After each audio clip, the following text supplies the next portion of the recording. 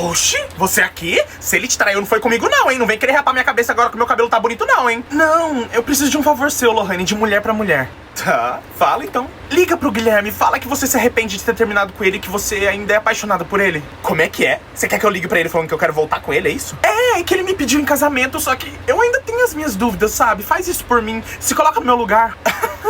Tá bom. Coloca no Viva Voz pra eu ouvir também. Alô?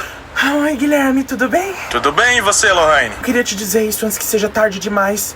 Eu me arrependo, Guilherme. Eu ainda amo você, eu não consigo parar de pensar você um dia sequer. Que? E você? E se eu te falar que essa ligação é uma resposta de Deus? Eu ainda também te amo, Lohane. Só que eu vou casar com a Bebel. Mas a gente pode ficar no off, o que você acha? Eu gosto muito de você ainda, cara. Babado. Bem-vindo ao clube. Que clube? O clube das cornas. Você achou que era especial? Porque na minha vez eu também achei que eu era.